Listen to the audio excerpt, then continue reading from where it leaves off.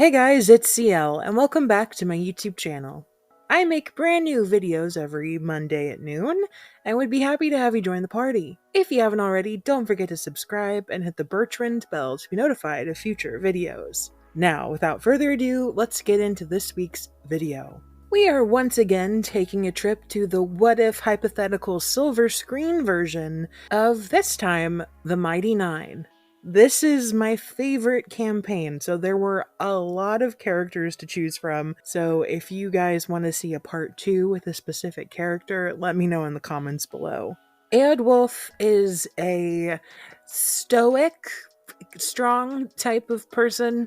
We don't know a lot about him besides the fact that he was tortured as a child and now is an extremely powerful mage. That's about it. In the epilogue of Campaign 2, Astrid got her own little piece in which she became a figure of importance in the Wildmount area, but Elwolf is just kind of in limbo right now. So my main thing that I wanted for him was to be attractive and be able to pull off the stone face kind of look. There was Theo James, who you might know from White Lotus or the Divergent series. The other was Henry Golding, who you probably know from Crazy Rich Asians. These two I'm not exactly super familiar with, but I looked at them and I was like, yeah, you give the vibe. So there. Yeah. So the person I am actually going with is Richard Madden, who you might know from Eternals or Game of Thrones. He's been in several action hero projects in which he could pull off stunts and kind of the powers aspect. And I don't know, I just kind of liked the idea of him being cast in something. Yeah, this is going well.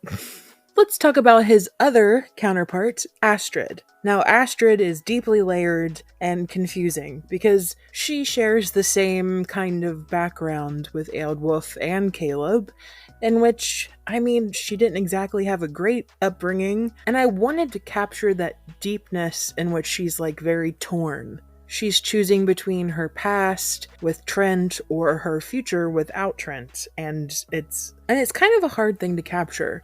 Because Astrid also has a lot of stoicism, but she also shows a lot of vulnerability. She's very multifaceted. So there's Mackenzie Davis and Kristen Stewart, who they were together in The Happiest Season, and I love them both. And I think that they both could pull it off really well. I think they both share a toughness and a softness at the same time that could really pull off the duality of her character. However, I think I'm gonna go with Brie Larson, who you might know from Scott Pilgrim vs. the World or Captain Marvel. I know she gets a lot of flack for her, I don't want to say rigidness, but she's definitely a very disciplined personality, and I could really enjoy seeing Astrid in that kind of form. I also feel like she has a lot of emotional range that could be good too, and I just feel like she'd be really cute with the blonde haircut and little short sides. Now let's talk about their master, Trent Ickathon. Now, it is hard to come up with someone so vile to encompass the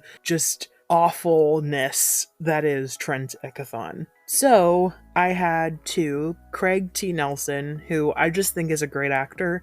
I first stumbled upon him with The Family Stone, which is a Christmas movie I love. And I just want to cast him. I just think he would be cool, and he has the voice that I kind of imagine Trent to have. Another was Bradley Cooper, who is a lot younger than I imagined Trent. However, I think Bradley is extremely talented and could pull it off because, well, just look at his repertoire. However, the thing I would worry about is him making the character redeemable or likable, and that is not something that I want to see. So I chose Donald Sutherland, who I know as President Snow in the Hunger Games, and he is also a character that is just so awful that I feel like he could portray Trent very well. Let's talk about Yeza. I feel like Yeza is an extremely underrated character, and I don't know, I just want someone cute and fluffy and supportive, and yeah, so there were a couple options I had. There was Freddie Stroma and Darren Criss. So Freddie he was Cormac McLagan in Harry Potter. He is now in the Peacemaker series, and Darren Criss is famous for Glee and the Donatello Versace movie. And I think they're both very good actors. The thing that I was keeping in mind when I was casting this role is, will they look good in Hobbit getup? Because I don't know why. I wanted to imagine them in like a blouse and a brown vest and very thick sideburns. And for some reason, both of them struck my fancy. However, the person I chose for the role is Daniel Radcliffe. I think he's very funny, but he can also play soft really well. And I mean, he was Harry Potter. That's like a big name to get in this film. Let's talk The Traveler. I think this is hard. So I have used two of these actors before, and that is Tom Hiddleston, who you might know as Loki, and Benedict Cumberbatch, who you might know as Doctor Strange. And I use them a lot because they're extremely talented and I just love what they do.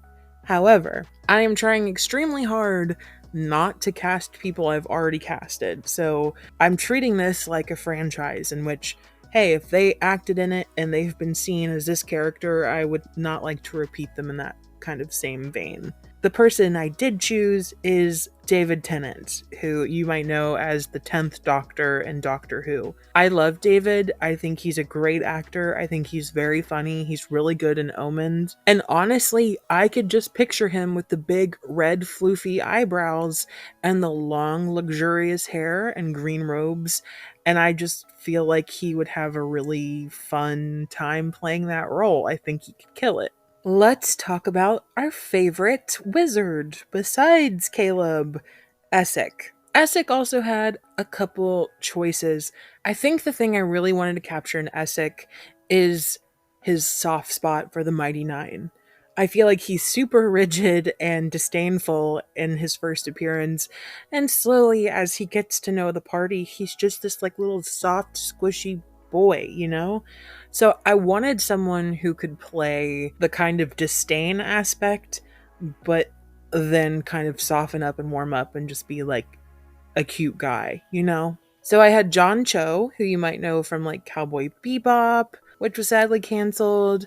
He's just like a super talented actor and I love him and I would love to see him play any role. And there was also Logan Lerman, who I think he's best known for The Perks of Being a Wallflower, which he was really great playing emotionally. He was also in Percy Jackson, so like I know he could handle action pretty well. But the thing is, I just liked someone better, and I think a lot of the community will agree with me because I have seen people talk about him, and that's Eddie Redmayne. I feel like he is such an incredible actor. He just has this demureness that I really like for the role, and he's also, if you watch Fantastic Beasts and Where to Find Them, he can play intelligent really well, and that's something I want with Essek. Like, I want you to know that he knows what he's doing, and I feel like he could do that. He seems like he's a couple steps ahead of everyone else. Finally, let's talk about Jester's parents. So Marion, I had some trouble with. It was important to me that she be able to sing because she is known as the Ruby of the Sea. She's supposed to be this very effervescent, just wonderful presence with the voice of a literal angel. Like, she can move things in the ethereal plane. Like, she has to be a good singer. So I had two options before I settled on one, and that was Shania Twain, which I don't know if she can act, was my problem. But she has a great voice. I love her. The other was Kim Cattrall, who is from Sex and the City, and I feel like she gives off the very like Ruby of the Sea aspect. She's very radiant and charismatic. However, I don't know if she can sing, so I had to find a medium. And the medium I found was Amber Riley, who has one of the most beautiful voices I have ever heard.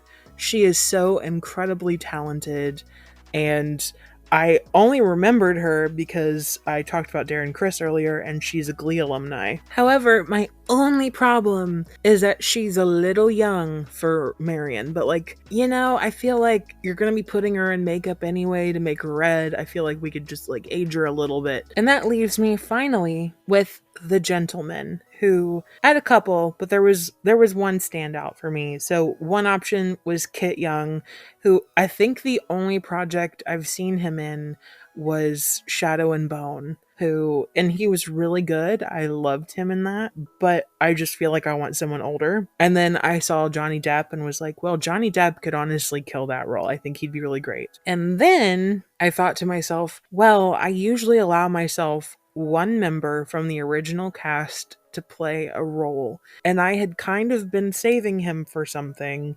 I wasn't happy with anyone I was putting in this role. So it has to be Matt Mercer for me. Matt would look great with the long hair. He'd look good in a blue skin. And he's just this very put together, demure, suave person. And I feel like that's what the gentleman needs, and that's what I want. I want Matt Mercer to play the gentleman. Let me know your picks in the comments below. Do you disagree with any? Because there's a couple that I'm not entirely sold on just because I couldn't find that right angle, but I do genuinely love all of the actors and actresses that I did put in this list. So let me know what your list is down below. Thank you so much for watching. Don't forget to like and subscribe, and I'll see you guys soon. Stay safe out there. Bidet, my friends.